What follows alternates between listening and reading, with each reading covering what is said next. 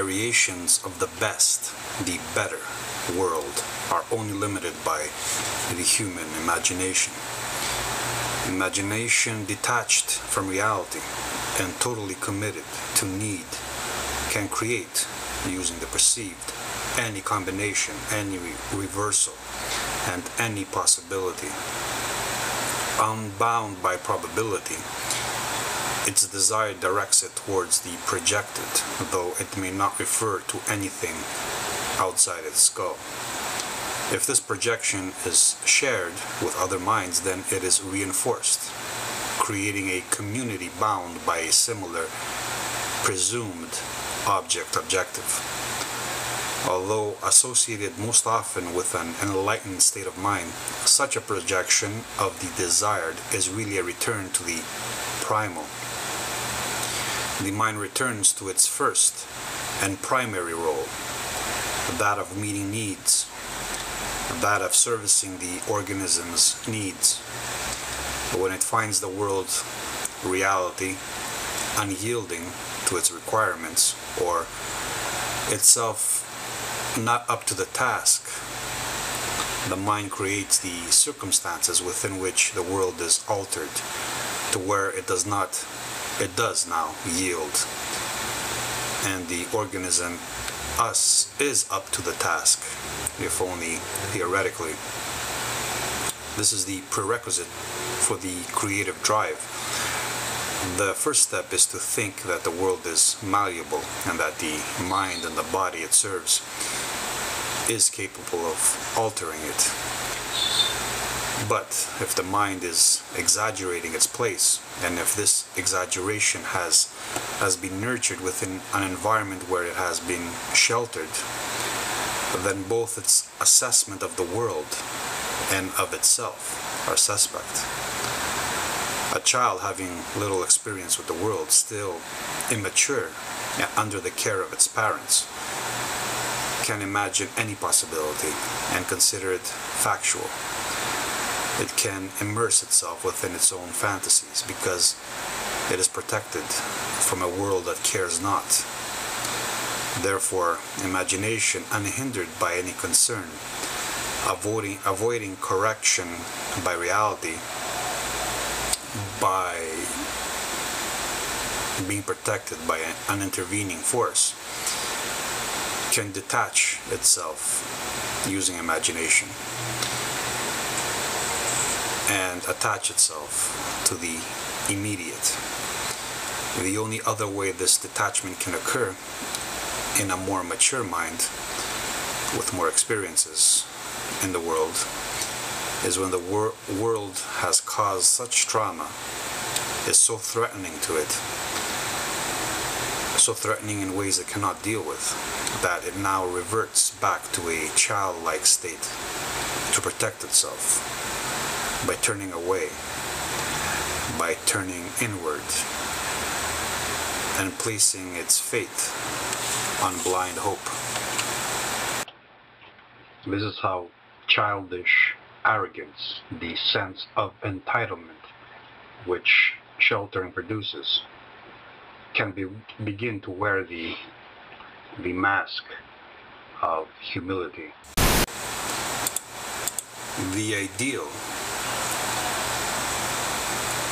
with an L, pushed to its extreme detachment from reality, from the sensually perceived and experienced, becomes nihilistic.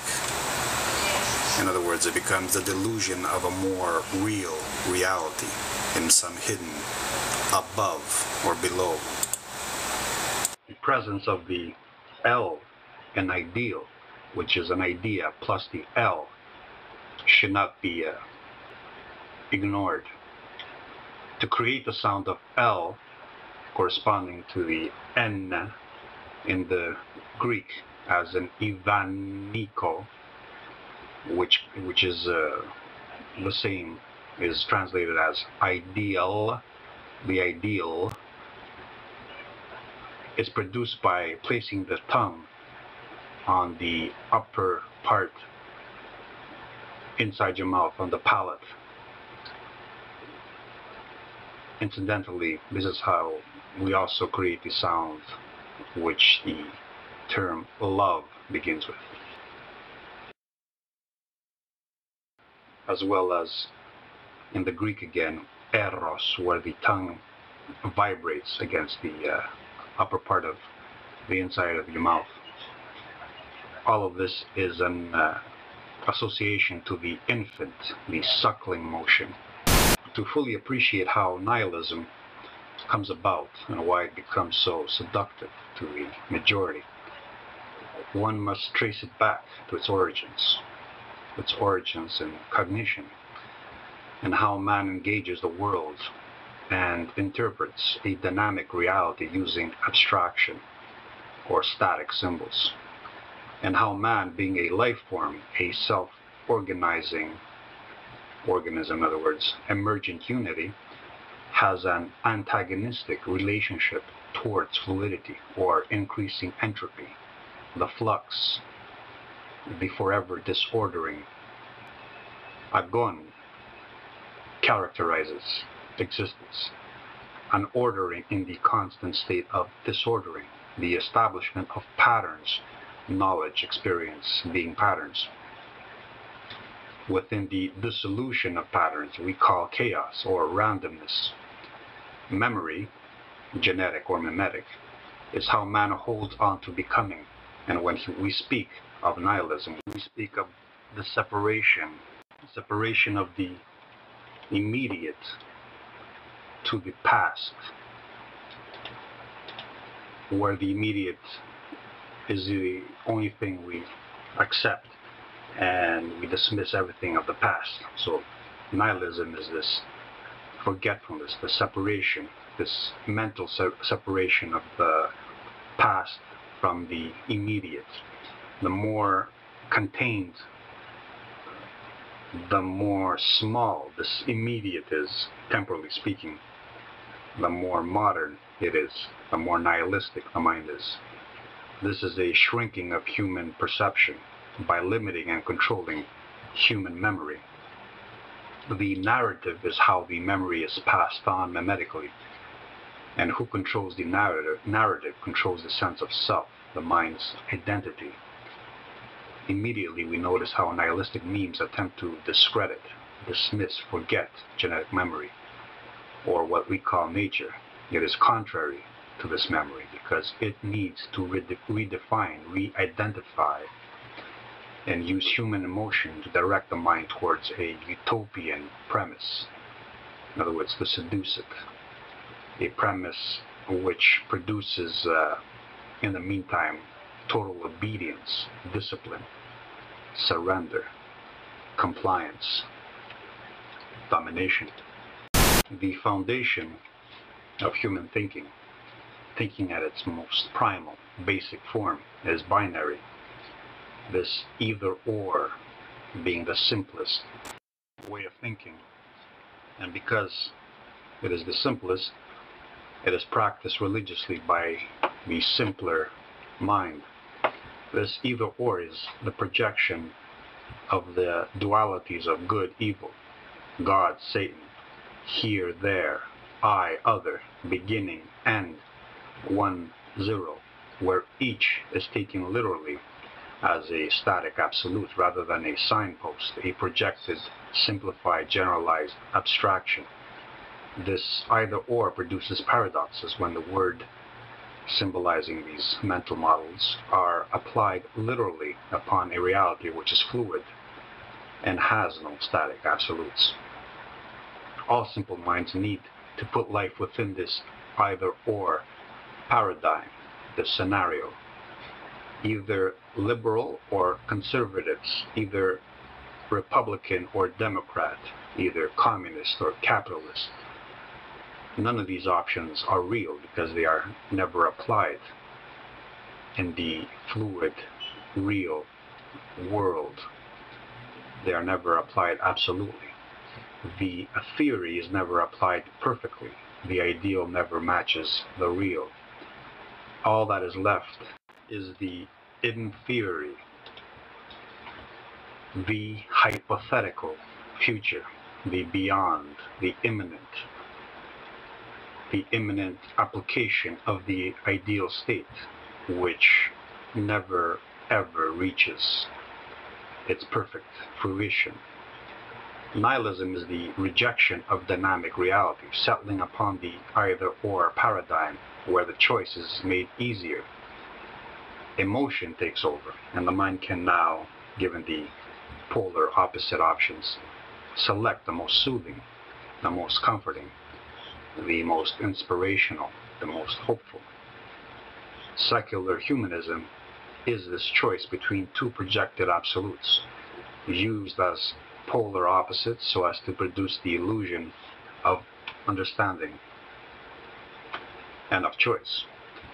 The immanent is where hope is placed, once the dogmatic religious foundation of secular humanism is stripped of its divinity. Fear is the natural reaction to the unknown, the dark, the randomness of chaos, and so, in the either-or scenario, two absolute forms of hypothetical order are presented. The secular humanist is convinced that it likes change, is pro-change, when in fact this is only in relation to the status quo, which he finds dissatisfying and unflattering. He wants change only because he hopes his future utopia, his better state, is imminent, and he will fare well within it. Given the real, he can only hope that any change is an increase in the possibility that his own desires will be fulfilled. To maintain this hope, he is willing to risk it all and to give himself to chaos, to randomness, to anything that rejects what is and what was, because what was cannot be dealt with, cannot be changed. It is immutable. This was is another way of saying nature, the sum of all nurturing, the past. The either-or is the easiest way of thinking to evolve, and that's why it's so popular and so basic. Binary logic and why it evolved first is reflected in another natural phenomenon, such as male-female, where from a single cell division, the first method to evolve is a binary one. Either-or thinking is a reflection of the on-off neural switching between neural pulse interacting with neuron and not interacting with it.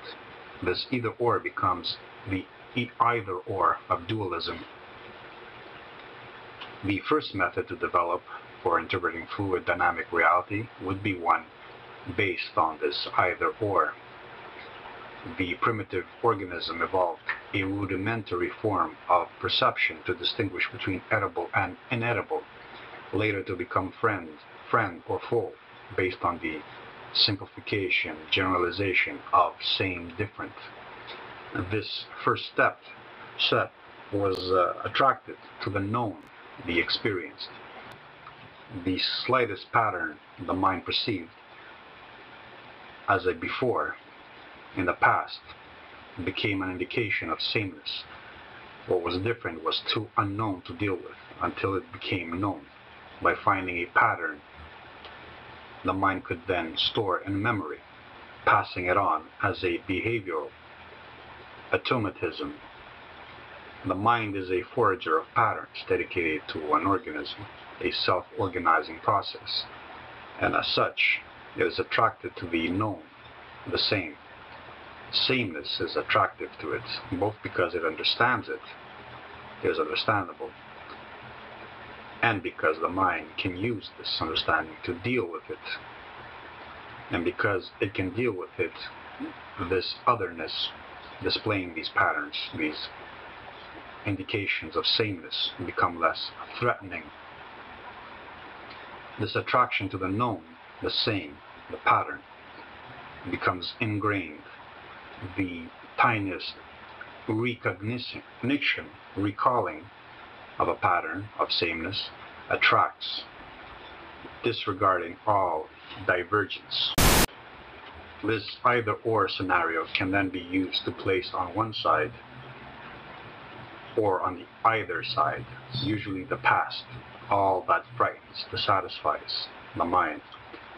And on the other side, its opposite, the or side, full of hope and expectation, as well as a veiled threat. In relation to reality, the dynamic, both represent a nullification, but in relation to each other, these man-made projections can stand in for any idea and any abstraction. The nihilist can be on the either or, the or camp, but whatever the case may be, the degree of dissatisfaction with reality, with nature, with the past, that a mind feels, the more absolute its conceptions will be. The emotional tendency would be to go towards the abstraction that offers the most relief from the dynamic real, the dynamic uncertain, unknown real. This is to be expected. It's natural. It's normal. The modern average nihilist, thoroughly disenchanted, desperate, afraid of the real, is drawn to the nihilistic view, the view that completely rejects the dynamic, the real, the uncertain, the forever outside will and outside understanding, whether it be on the either or the or side. Nihilism can now become a tool for manipulating this normal human emotional tendency. Therefore, the most popular ideologies in our time are those who offer a worldview which dismisses, disregards, offers forgetfulness, a redefinition of the past, an escape from the determinism of the immutable previous, an escape from the sum of all nurturing. There are some true, pure, honest nihilists out there who do express their hatred of self and of the world that makes them possible openly and directly, and who are honest about their hope for eradicating themselves and the world in a last act of rejection and hatred, a last thematic act in opposition to the erotic. They are in the minority, of course. The most popular form of nihilism is the current, modern one, this feminine one, the one finding a common ground with its Eastern equivalent, and this Neo-Buddhism, preaching an end to rebirth as its highest goal, preaching an escape from suffering, using ego as an insult. In the West, the nihilistic tradition can be culturally traced back to the Semitic spiritual dogma, and further back to the monotheism of Zoroastrianism, which still retains some pagan, Aryan elements. Even our modern Western conceptions of a gentle man reverts us back to a gentleness, a state of more feminine, a more feminine psychology.